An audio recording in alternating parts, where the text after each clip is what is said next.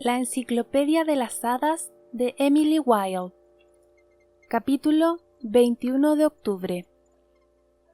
Normalmente descanso de manera pésima en alojamientos desconocidos, pero estoy sorprendida por haber dormido profundamente hasta que Finn llamó a la puerta a las 7:30, como había prometido.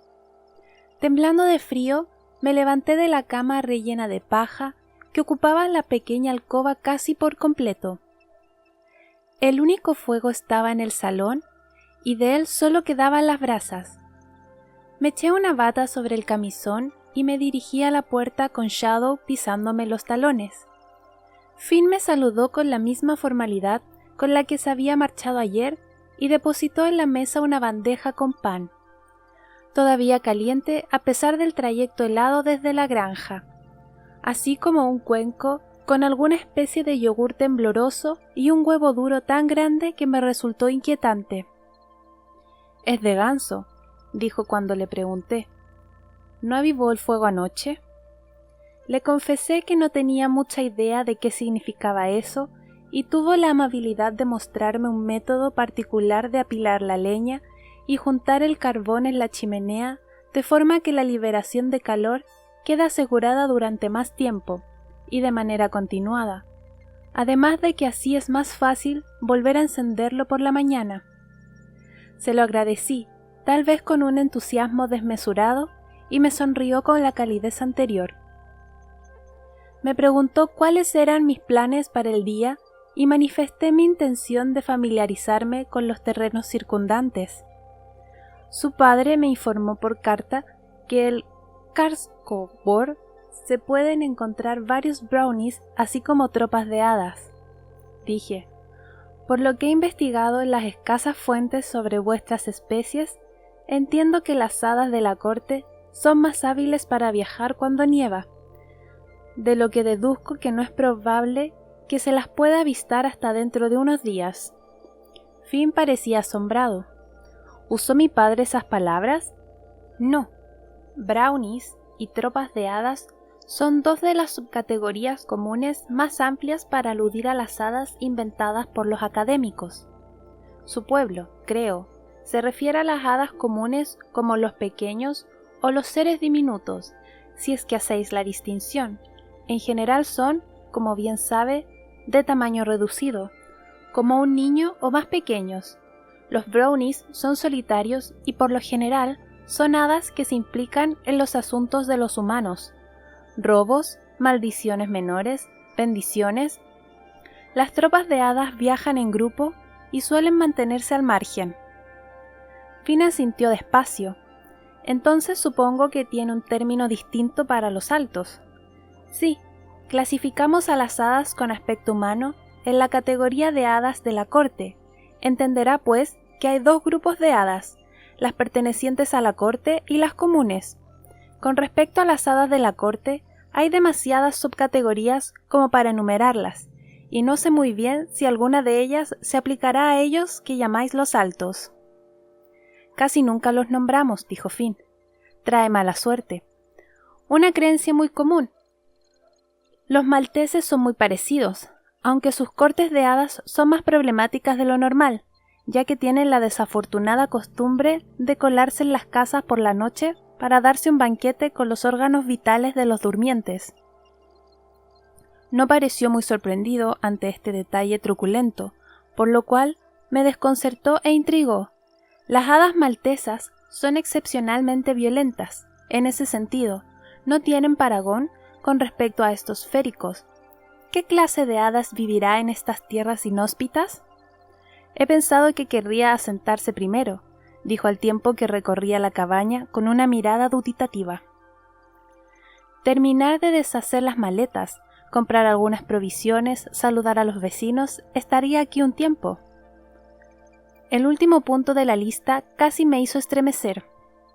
No tanto, para nada, desde una perspectiva académica, dije. Mi pasaje de vuelta está reservado para el canguro que parte el 1 de abril. Estaré muy ocupada. Algunos driadólogos pasan años en el campo. Añadí, con el objetivo de introducir en la mente de Finn una sensación de distancia educada que, por costumbre, mantengo con respecto a los lugareños. Y en cuanto a los vecinos, sin duda los conoceré en la taberna esta noche. Finn esbozó una amplia sonrisa. Desde luego, con la cosecha recolectada, algunos apenas salen de allí. Le haré saber a Aud que irá, y a Ulfar. Es su marido, y quien lleva el negocio. Es un tipo bastante agradable, aunque un poco huraño. No le sacará muchas palabras. Aquello hizo que me sintiera más inclinada hacia Ulfar que hacia Aud, aunque no se lo dije. Y por su padre deduzco que Aud es la Woody, ¿no es así? Me trabé un poco aquella palabra desconocida que, por lo que tenía entendido, designaba a una especie de jefa de pueblo. Finn asintió. En estos tiempos es algo ceremonial, pero nos gusta mantener las viejas tradiciones. Estoy seguro de que Aud podrá contarle cuentos sobre las ocultas, y sé que le encantará oír las historias que usted tenga de Londres. Por aquí nos gustan los relatos del mundo exterior. Sí, bueno, veremos qué nos depara la tarde. Puede que mi visita sea corta dependiendo de lo cansada que esté tras los quehaceres de hoy. No parecía desalentado. Si está cansada, la cerveza de Ulfar la reanimará. Algunos dicen que hay que acostumbrarse al sabor, pero le calentará el estómago y le suavizará la garganta mejor que cualquier otra cosa en el mundo entero. Forcé una leve sonrisa. Esperaba que se marchase, pero se limitó a quedarse ahí de pie, observándome. Reconocí su expresión, pues ya la había visto antes, la de un hombre tratando de clasificarme en una de las categorías femeninas con las que está familiarizado. ¿De dónde es, profesora?, preguntó, con un resabio de su simpatía anterior. Creo que es el tipo de persona que no puede mantener la distancia con alguien durante mucho tiempo. Vivo en Cambridge. Sí, pero ¿dónde está su familia? Reprimí un suspiro. Crecí en Londres. Mi hermano aún vive allí. Ah, su expresión se relajó. ¿Es usted huérfana? No. No era la primera vez que alguien asumía eso sobre mí. Supongo que por lo general la gente busca una forma de explicarme y una infancia de abandono o de carencias es tan buena como cualquier otra. A decir verdad, mis padres son perfectamente normales y están vivos, aunque no sean cercanos. Nunca han sabido qué hacer conmigo. Cuando leía cada uno de los libros de la biblioteca de mi abuelo, debía de tener unos 8 años o así, y les iba con algunos pasajes escabrosos que había memorizado, esperaba que mi madre y mi padre me ofreciesen claridad. En vez de eso, se me quedaban mirando como si de repente yo estuviese muy muy lejos. Nunca conocí a mi abuelo, no le interesaban los niños ni nada que no fuese su sociedad de folcloristas novatos, pero tras su muerte heredamos su casa y sus posesiones, y sus libros se convirtieron en mis mejores amigos. Había algo en las historias encuadernadas entre aquellas cubiertas y en la miríada de especies de hadas que serpenteaban entre ellos. Cada una era un misterio rogando ser resuelto. Supongo que la mayoría de los niños se enamoran de las hadas en cierto punto, pero mi fascinación nunca tuvo que ver con la magia o con la concesión de deseos. Las hadas eran un mundo aparte, con sus propias reglas y costumbres, y para una niña que siempre había sentido que no pertenecía a su propio mundo, aquella atracción era irresistible. Llevo en Cambridge desde los 15, dije. Fue cuando comencé mis estudios. Es un hogar para mí más que cualquier otro sitio. Ya veo, dijo, aunque supe que no lo entendía en absoluto. Después de que Finn se marchó, desempaqué el resto de mis pertenencias, tarea que, como tenía previsto, apenas me llevó un rato. Solo me había traído 4 vestidos y algunos libros. El olor familiar de la biblioteca de Driadología de Cambridge emanaba de ellos y sentía un estremecimiento de añoranza por aquel lugar vetustoso con olor a humedad, un remanso de tranquilidad y soledad en el que he pasado tantas horas. Pasé la mirada por la pequeña cabaña que todavía olía a oveja y que tantas telarañas albergaba, pero tengo muy poca paciencia para las tareas del hogar y pronto renuncié a esa idea. Una casa no es más que un techo sobre tu cabeza y ésta sería aceptable para dicho propósito tal y como estaba. Shadow y yo terminamos de desayunar. Le di la mayor parte del huevo de ganso, llené la cantimplora con agua del arroyo y la guardé en la bolsa junto con el resto del pan, la cámara compacta, una cinta métrica y el cuaderno. Así, preparada para pasar un día en el campo, me dediqué a avivar el fuego según las instrucciones de Finn. Removí las brasas con el atizador y luego me detuve. Aparté la corteza de un leño, alargué la mano y saqué la carta de Wembley. Soplé para retirar la ceniza y leí por encima la elegante letra cursiva. Estaba completamente intacta. Añadí madera al fuego de forma que acariciase las llamas y volví a arrojar la carta dentro. No se prendió. El fuego escupió humo, como si el papel fuese un obstáculo indeseado atascado en su garganta. «Maldito seas», mascullé, y contemplé con los ojos entrecerrados el sobre pesado que me devolvía la mirada con aire desenfadado desde las llamas. ¿Acaso se supone que debo guardarla bajo la almohada? Creo que debería mencionar que estoy segura, tal vez en un 95%, de que Wendell Wembley no es humano. Esto no es producto de un mero desdén profesional. La carta imposible de Wembley no es la primera evidencia con respecto a su verdadera naturaleza. Mis sospechas comenzaron cuando nos conocimos hace algunos años, cuando me di cuenta de las distintas maneras en que eludía los objetos metálicos de la habitación, incluyendo fingir ser diestro para evitar entrar en contacto con anillos de boda. Las hadas son, para empezar, zurdas.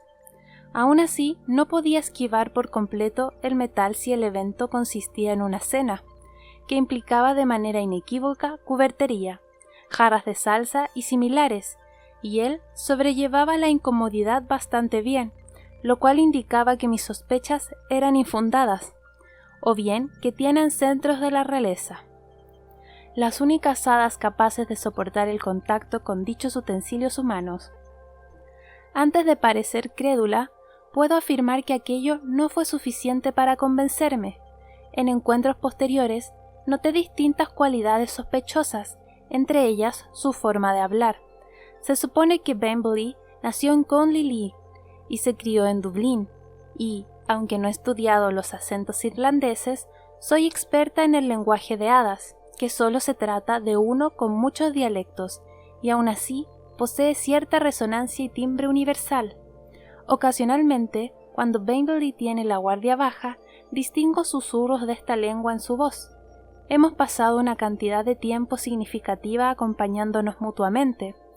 Si pertenece a las hadas, es muy probable que viva entre nosotros en el exilio, el cual no es un destino poco común para la aristocracia de los féricos irlandeses. Su especie no suele pasar mucho tiempo sin algún tío asesino o regente ávido de poder. Hay muchas historias sobre hadas exiliadas. A veces cuentan que sus poderes quedan restringidos por un encantamiento lanzado por el monarca que los expulsa, lo cual explicaría la necesidad de Wembley de resignarse a convivir entre nosotros, míseros mortales. La elección de su profesión puede ser parte de algún plan férico que aún no he averiguado, o puede que poner su punto de mira en adquirir validación externa de su conocimiento personal sea una expresión propia de la naturaleza. Sigue siendo posible que esté equivocada. Un académico siempre debe estar dispuesto a admitirlo. Ninguno de mis compañeros parece compartir mis sospechas, lo cual me da que pensar, ni siquiera el venerable Treherne, quien ha realizado trabajos de campo durante tanto tiempo que le gusta bromear sobre que las hadas comunes ya no se esconden cuando aparece, dado que apenas lo distinguen de un mueble viejo y vulgar. Y de todas las historias de hadas exiliadas, no es que si se hubiera descubierto alguna entre nosotros. Lo cual conduce a una de estas dos conclusiones: o dichas hadas tienen una habilidad excepcional para camuflarse, o tales historias son falsas. Saqué la carta, todavía intacta, y la reduje a pedazos antes de añadirlo a las brasas. Luego aparté a Wembley de mi mente. Me recogí el cabello en un moño alto, que comenzó a deshacerse casi de inmediato y me puse el abrigo. Las vistas del exterior eran tan encantadoras que me detuve en seco. La montaña desaparecía frente a mí y Manto Verde se volvía más vivo por la luz de amanecer que salpicaba las nubes de tonos rosados y dorados. Las montañas estaban algo nevadas, aunque no había amenazas de que esto se replicase en aquel dosel cerúleo. En el interior yacía la promesa de la gran bestia del mar, con la piel moteada por témpanos de hielo. Eché a andar con paso ligero, mucho más animada. Siempre me ha encantado el trabajo de campo, y sentí esa emoción familiar mientras contemplaba el terreno en cuestión. Ante mí se extendía un territorio científico inexplorado y yo era la única aventurera en varios kilómetros a la redonda. Es en estos momentos en los que vuelvo a enamorarme de mi profesión. Shadow caminó con pesadez a mi lado mientras ascendíamos por la montaña, olisqueando setas o la escarcha derretida. Las ovejas me miraban con esa típica expresión desinteresada y nerviosa. Brincaron un poco al ver a Shadow, pero como éste se limitó a moverse por allí con satisfacción, con el hocico más absorto en la tierra que en las bolas de lana familiares que también salpicaban los campos en la campiña del condado de Cambridge, por donde lo sacaba a pasear. Pronto lo ignoraron. Poco a poco el bosque me envolvió. Los árboles no eran para nada raquíticos y en algunas zonas formaban un dosel denso y oscuro sobre el camino estrecho.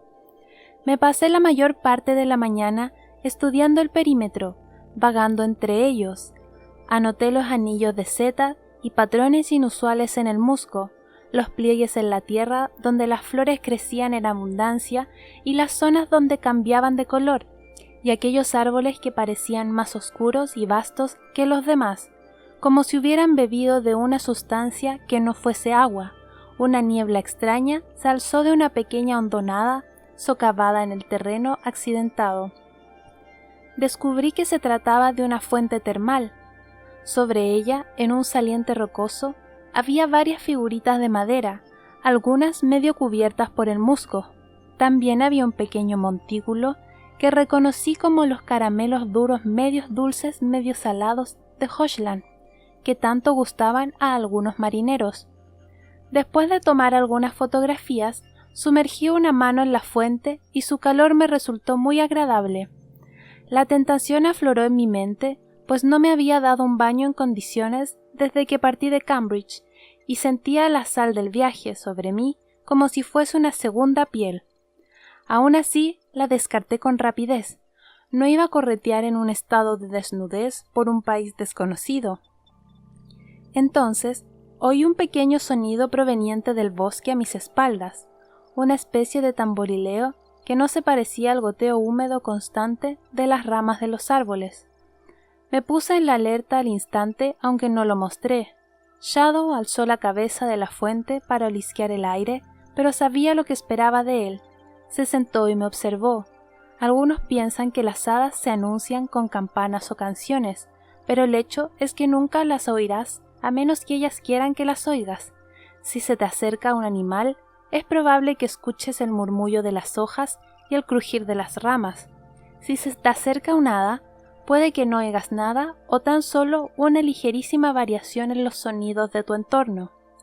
Hacen falta años para que un académico domine la facultad de observación adecuada. Fingí apreciar las vistas como si fuese una viajera cansada, lo cual no me llevó mucho esfuerzo. El clima seguía siendo agradable y pasé la mirada por la linde del bosque. No me sorprendió no encontrar ninguna prueba de que algo me estuviese observando, aparte del chillido sorprendido de una ardilla y las huellas de los pájaros dispersas cual runas. Para continuar con la farsa, me quité las botas y hundí los pies en el agua. Me tomé unos momentos para repasar mi repertorio mental de brownies alpinos, en especial aquellos que moran cerca de las fuentes y con vistas a sus patrones de comportamiento. Agarré la bolsa, en la que guardaba varias baratijas que había ido reuniendo con los años. Pero, ¿qué elegir en este caso? Las hadas de algunas regiones prefieren ciertos obsequios, mientras que otras los consideran una ofensa. Conozco el caso de un driadólogo francés que enloqueció a causa de los sujetos que estudiaba tras haberlas ofrecido una hogaza de pan que, sin él saberlo, empezaba a enmohecer. Cuando las insultan, su malicia resulta casi tan universal como su naturaleza caprichosa. Escogí una cajita de porcelana que contenía un surtido de delicias turcas. Los gustos varían mucho entre las hadas, pero solo conozco un caso registrado de un obsequio de dulces que se haya torcido. Dejé la caja sobre el saliente, por si acaso, coloqué encima una de las pocas joyas que tenía, el diamante de un collar que había heredado tras la muerte de mi abuela.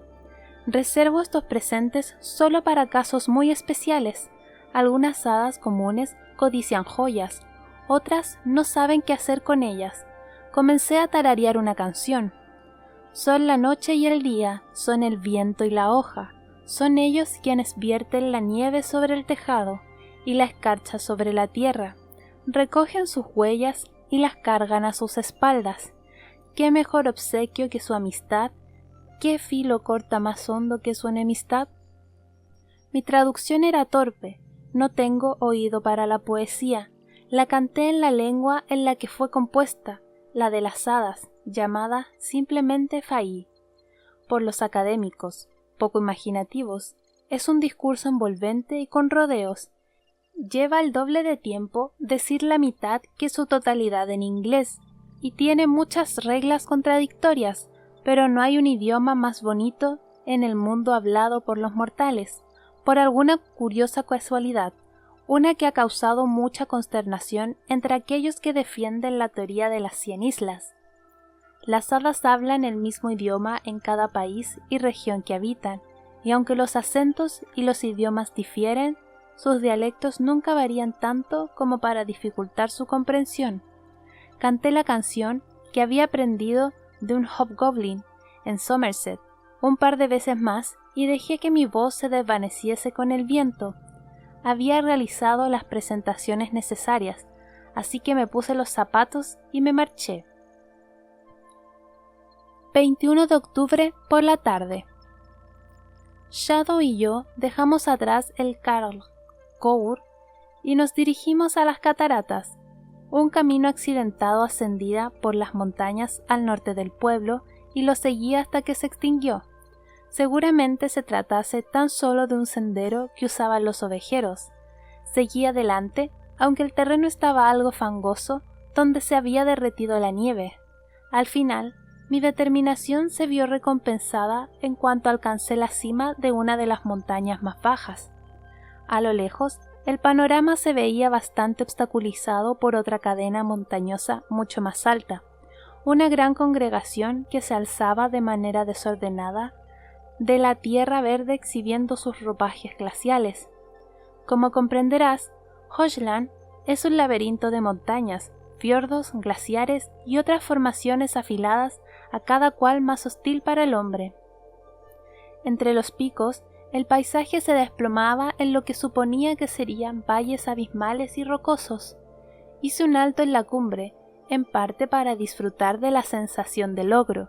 Para escribir en el diario, las hadas no habitan tan solo en los bosques, y sé por la correspondencia con Krishnan que muchos habitantes de Hochland creen que las rocas volcánicas que sobresalen en el paisaje hacen la función de puertas a su reino.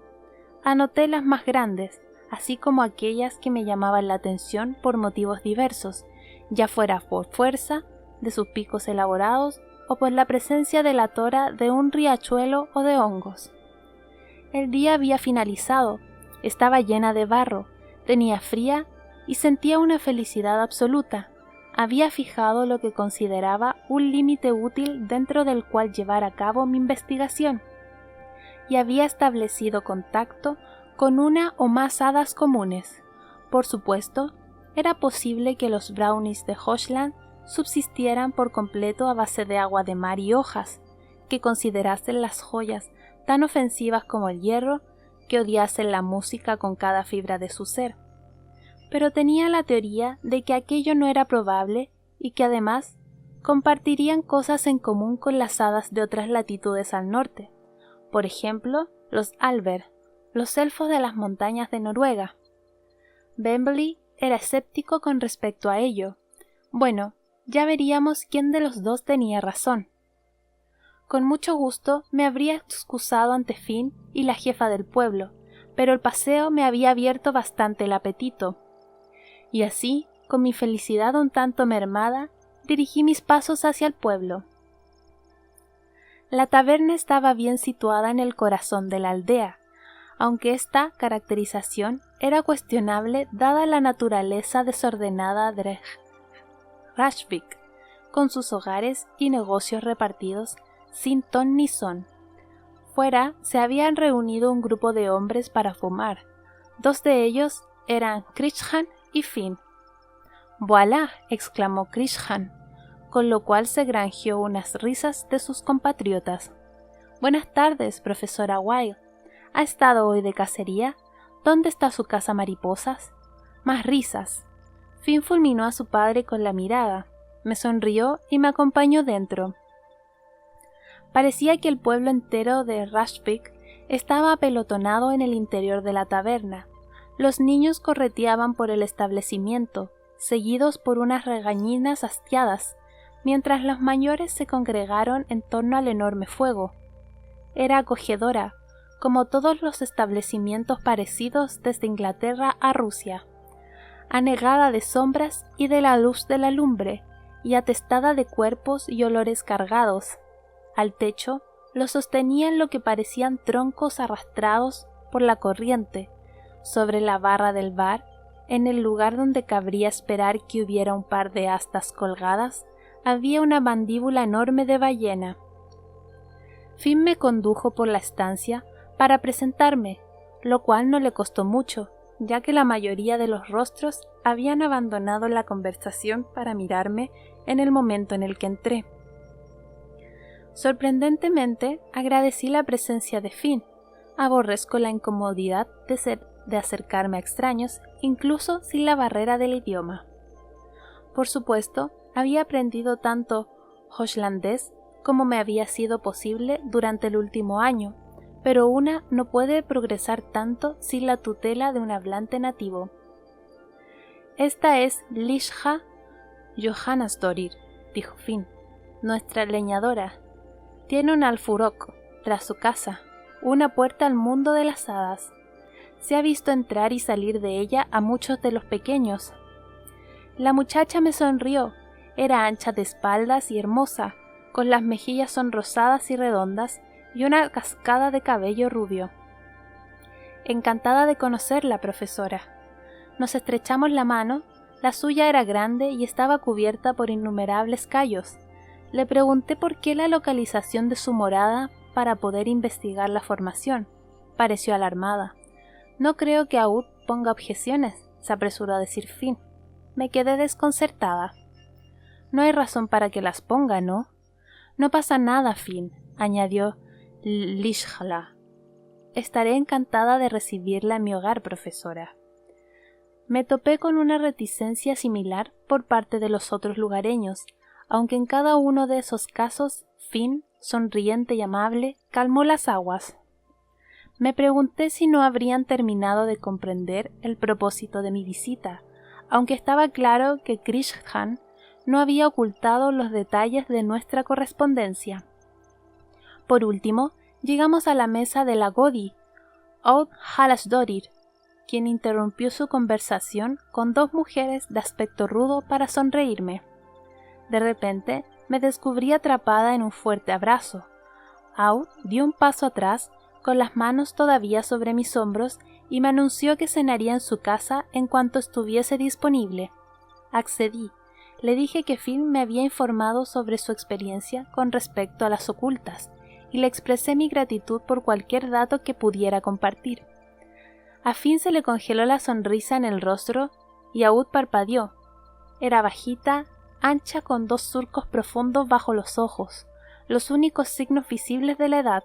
Solo tuve un instante para preguntarme en qué me había equivocado antes de que ella sintiese y dijera: «Por supuesto, profesora Wilde.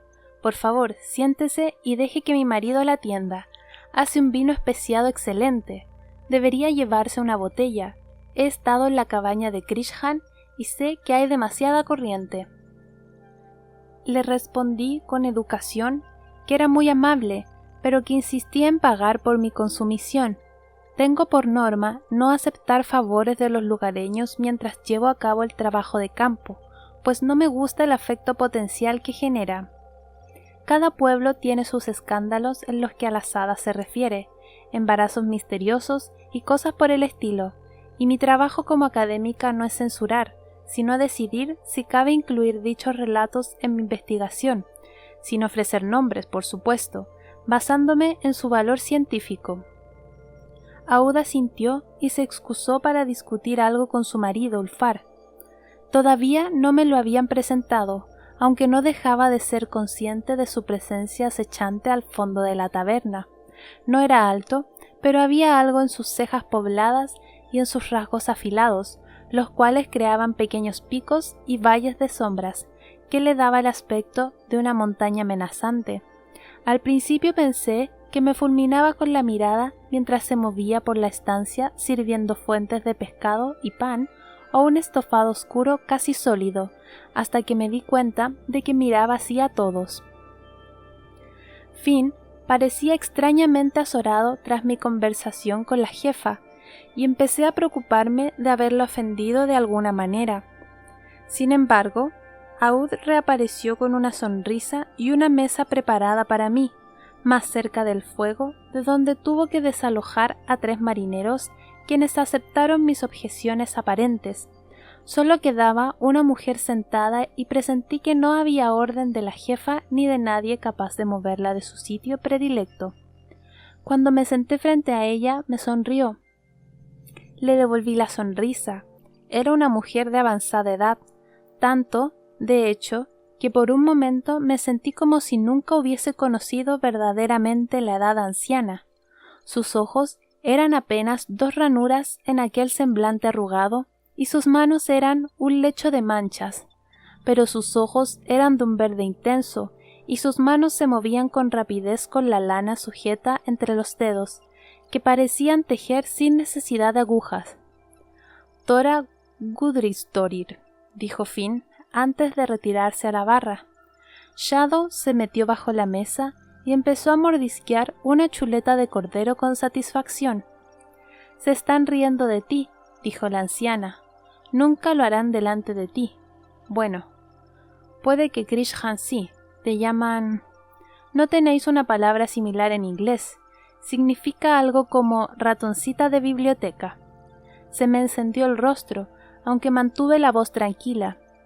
«Supongo que hay epítetos peores. También dicen que eres una muchachita extranjera y tonta que ha perdido la cabeza por un hada en su país, dando tumbos por el mundo con el dinero de sus padres, buscando una forma de volver con ellos. No se imaginan otro motivo por el cual harías esto. No tiene más sentido para esta gente que a una oveja se le meta en la cabeza ir en busca de un lobo. Si duras una semana, los dejarás asombrados. Ya han hecho apuestas». Una vez que concluyó su discurso, volvió a tejer. No tenía la menor idea de cómo responder. El estofado humeaba frente a mí y la cuchara colgaba tontamente de mi mano. La dejé sobre la mesa. ¿Está de acuerdo?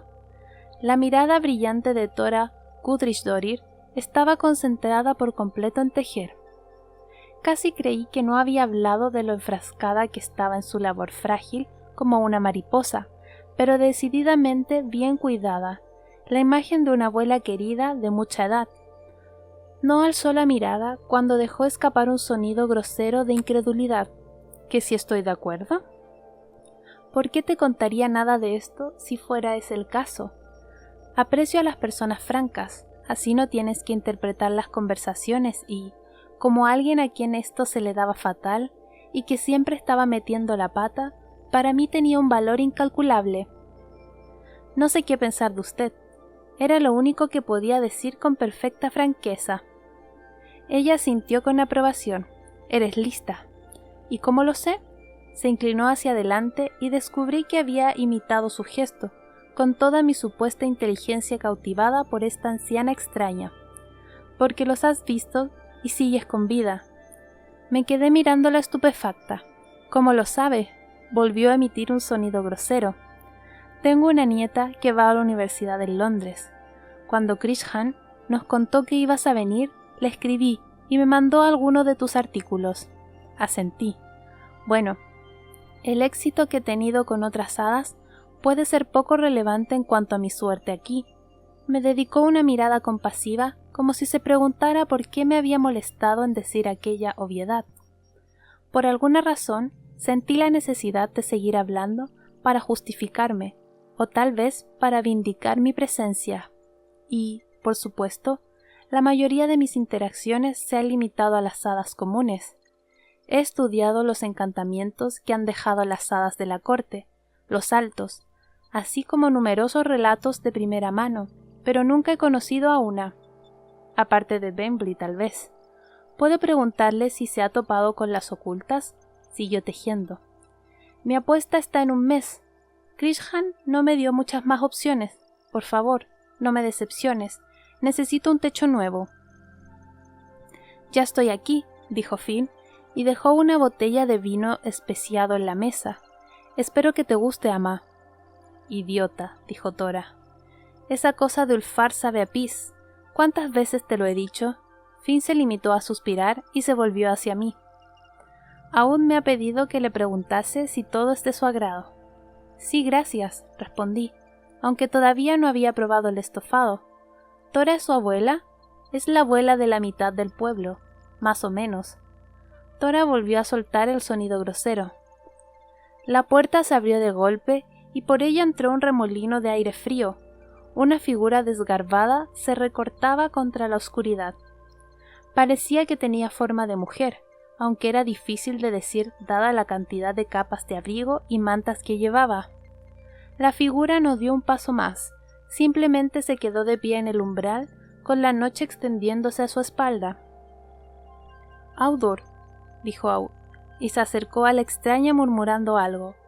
La luz del hogar incidió en su rostro y reveló a una mujer joven de unos 25 años, de labios caídos y cuyos ojos se movían sin cesar, aunque parecían no ver. Se aferró al brazo de Aud con fuerza y luego ésta la acompañó a una silla, sobre la que dejó caer con languidez. Me acerqué a la mujer con curiosidad. ¿Se encuentra bien? Aud se tensó. Todo lo bien que se podría esperar. Ulfar depositó un cuento de estofado frente a la chica. Audur no lo miró, ni a él. «Come», le dijo Aud, en hochlandés. Audur tomó la cuchara y se llenó la boca con un gesto mecánico. Masticó y tragó. «Bebe», indicó Aud. Audur bebió. Las contemplé con una creciente confusión. Había algo tan extraño como aberrante en la forma en la que Audur respondía a las instrucciones de Aud, como una marioneta movida por hilos. Aud me vio observándola y se le oscureció el rostro. «Debo pedirle que se abstenga de incluir a mi sobrina en su libro», dijo. Lo entendí y le dediqué un ligero asentimiento. Por supuesto. Sé de muchas especies de hadas que tienen por costumbre secuestrar a mortales solo por el gusto de romperlos. A decir verdad, es algo que tienden a hacer las hadas de la corte de vez en cuando. En una ocasión, conocí a un hombre de la isla de Man, cuya hija se había quitado la vida después de haber pasado 1 año y 1 día en algún horrible reino de las hadas, tan hermoso que su belleza se volvió adictiva como los opiáceos. Otros han soportado tormentos y han regresado tan cambiados que sus familias apenas lo reconocen. Pero por el comportamiento y la expresión de Audur, su naturaleza límpida, me topé con algo que no había visto antes, y por mi experiencia, un escalofrío premonitorio me recorrió el cuerpo. La sensación de que, quizás, por primera vez en toda mi carrera, aquello estaba fuera de mi alcance. ¿Vive sola?, pregunté. Con sus padres, como ha hecho siempre, asentí. ¿Podría visitarla? Usted es una huésped aquí y es bienvenida donde quiera, dijo su tía, con voz suave y de forma mecánica, pero había cierta fragilidad en su sonrisa que hasta yo pude reconocer, así que me retiré junto al fuego. Audur siguió comiendo y bebiendo solo cuando se lo decían, y cuando terminó la cena, Se sentó con la cabeza apoyada en el respaldo y el cabello sobre el rostro hasta que su tía la llevó a su casa. ¿Siempre es así?, pregunté. Tora me dedicó una mirada breve y cortante y luego asintió. Esa niña se arrancaría el corazón si alguien se lo ordenara. Sentí un sudor frío en la frente. ¿Qué le han hecho? ¿Qué le hicieron?, repitió Tora. ¿No lo ves? Está hueca. En ella no queda ni la sombra de un fantasma, pero al menos ha regresado. Había tanto énfasis en sus palabras que tragué saliva. ¿Y cuántos no lo han hecho? Tora no me miró. Se te está enfriando la cena, dijo, y hubo algo bajo la afabilidad de sus palabras que no me atreví a contradecir. Cuando Shadow y yo nos volvimos a la cabaña, las brasas todavía estaban calientes en la cocina de la leña, algo que me llamó un raro orgullo. Me decanté por leer un rato junto al fuego, eso sí conseguía sacar a Audor de mi cabeza, pues me había agitado más de lo que estaba dispuesta a admitir. Sin embargo, abrir la caja de la leña me trajo de vuelta a la tierra con rapidez, pues solo quedaban 2 troncos. Me mordí el labio temblando ligeramente, recordé que Krishan había mencionado el leñero, y de pronto deseé haber seguido el consejo de Finn y haberme acomodado en lugar de haberme pasado el día vagando de un lado a otro por el campo. Hay veces en que mi entusiasmo académico saca lo mejor de mí, pero nunca había tenido motivos para arrepentirme tan profundamente como hasta ahora. Bueno, ¿qué le voy a hacer? Encendí la linterna y volví a salir a la nieve. Por suerte, el leñero era fácil de localizar, pues estaba situado bajo los aleros. Sin embargo, el corazón me dio un vuelco cuando miré en su interior. No habían cortado la madera en leños, sino que estaba apilada en trozos enormes que no cabrían en mi humilde cocina. Ahora temblaba de verdad. Shadow, totalmente a gusto con su abrigo de piel, se puso nervioso al sentir mi angustia. Como bien intuyó, el leñero era la fuente de esta, así que procedió a atacar la puerta. «Déjalo, cariño», le reprendí. Levanté lo que parecía un tronco entero y, apesadumbrada, me puse manos a la obra. Agarré el hacha que había sobre el montón de madera y apoyé el tronco sobre un tocón. Luego asesté el golpe. La primera vez fallé, la segunda también. La tercera hundí el hacha en la madera, donde no tardó en quedarse atascada y no pude sacarla. Forcejeé, apoyé el pie contra el tocón y volví a tirar, y aunque no suelo maldecir, no me cabe duda de que debo haber marchitado unos cuantos brotes con la sarta de obscenidades que salieron por mis labios. Al final, agotada, congelada y con el hombro dolorido por la reverberación que resultaba de cada hachazo, me rendí. Dejé el hacha en el cobertizo, bien incrustada en la madera, proyectando lo que imaginé como una especie de triunfo sádico. Volví al cobertizo helado, añadí los troncos que me quedaban al fuego y extendí todas las mantas que encontré sobre la cama. No tenía deseos de terminar la entrada del diario correspondiente a este día, pero el hábito que me ha dado la fortaleza necesaria. Ahora, a dormir. 23 de octubre. Esta mañana me desperté bastante abrigada, pero solo porque estaba envuelta en mantas, a más no poder. Shadow roncaba junto a mí. Sin embargo, en el instante en que saqué el pie, volví a meterlo dentro. El frío arañaba. No obstante, no podía ignorar los golpes en la puerta, que predeciblemente comenzaron a las 7:30. Me obligué a salir de la cama, pero me cubrí con las mantas. Al cuerno la dignidad, y dejé pasar a Finn a la cabaña. Miró de reojo la cocina e hizo una mueca, pero no comentó nada. Me dejó el desayuno en la mesa. ¿Qué es?, dije con desconfianza. La hogaza de pan era una costra ennegrecida. No había huevo de ganso ni de ningún tipo, y tampoco mantequilla, pero sí un cuenco pequeño con algo gelatinoso y de un verde grisáceo. «Dangsous», dijo Finn. Mi padre pensó que le gustaría. Es una especie de... buscó las palabras exquisitez, hecho con algas. Es para las tostadas. De eso no me cabe duda. Se le demudó el rostro. Lo siento, profesora. Mi padre preparó el desayuno esta mañana. y de alguna forma, sin que me diese cuenta, el pan se cayó al fuego. Me senté con pesadez. Bueno, al menos el té está caliente. Él sonrió. Me he asegurado de ello. Apoyé la cabeza en la mano que me palpitaba de dolor por el vino. ¿Puedo preguntar qué he hecho para contrariar a su padre de esta manera? No es mi padre quien está contrariado, es Aud, se apresuró a añadir. Mi padre es anticuado, no responde bien a los insultos a su Godi. ¿Qué? No le dije nada ofensivo, repasé los eventos de la tarde anterior. Está claro que ha habido un malentendido. Finn miró la caja de la leña. Deje que al menos la ayude con eso. Está bien. Una sensación de frialdad y enfado comenzaba a remolinarse en mi estómago. Estaba a punto de hacerlo yo misma. Él arqueó las cejas, pero no dijo nada. Unos segundos después de que se marchara, oí el sonido del hacha al atravesar la madera en el jardín. Admito que estoy desalentada por esta noticia. Mi investigación requiere la ayuda de la gente del pueblo.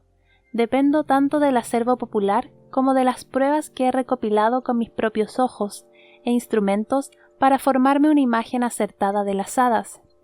Que ya me las hubiera arreglado para ofender a la jefa de Rashvik no era un buen augurio. Creo que sé cuál es la fuente del enfado de Aud. Es evidente que es muy protectora con su sobrina y que le preocupa que publique su aflicción y haga un espectáculo de ella. Estoy decidida a encontrarme con ella hoy en la taberna para defender mi caso. O tal vez mañana. 23 de octubre. A duras penas soy capaz de sostener la pluma sobre el papel de lo que me tiembla la mano. Naturalmente, esta cabaña está tan fría como una tumba, pero ese no es el motivo. He conocido a uno. No esperaba tener éxito hoy. Ayer fue un día infructuoso y volví a casa tras un paseo de exploración demasiado agotador como para hacer otra cosa que no fuese comer un poco de queso y arrastrarme a la cama. Por la mañana, Finn me trajo un mapa detallado de Korsdarkour y las montañas cercanas, y lo dividió en secciones de 2,5 kilómetros cuadrados en un radio de 16 kilómetros en todas las direcciones. Había estimado que lo máximo que podía recorrer en un día eran 32 kilómetros. Sin embargo, antes de comenzar la búsqueda sistemática, deseaba familiarizarme con el terreno y desarrollar cierta intuición en este lugar. Con dicha intención, me encaminé a la fuente termal sulfúrica que ya había explorado.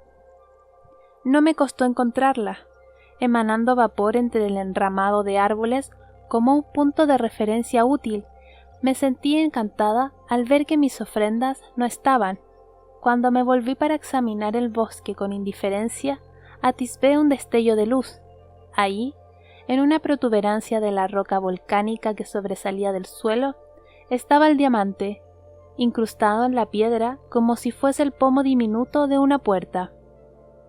Me senté junto a la fuente y volví a quitarme las botas. Anticipaba que tendría que esperar un buen rato a que mi amigo se percatase de mi presencia. Sin embargo, apenas llevaba allí un momento cuando sentí un ligerísimo tirón en el abrigo. Había una hada agazapada a mi lado. Era muy pequeña y de constitución esquelética. Tenía la boca llena de dientes y 2 piedras negras penetrantes a modo de ojos sobre una piel de cuervo que parecía llevar como si fuese un abrigo, aunque la habían limpiado de manera pésima y no tenía ojos. Tenía la consistencia de las telarañas y estaba allí, pero a la vez no. Vista desde ciertos ángulos, apenas parecía la sombra de una piedra, y desde otros era como un cuervo. Estaba rebuscando en mis bolsillos con unas uñas tan largas como sus brazos larguiruchos y lo bastante afiladas como para rajarme la garganta sin que me percatase de la herida en el acto. No me sorprendió el aspecto de la criatura a pesar de su fealdad, pero no me la esperaba. No grité ni me aparté, por supuesto, pero me tensé lo más mínimo. La criatura desapareció al instante.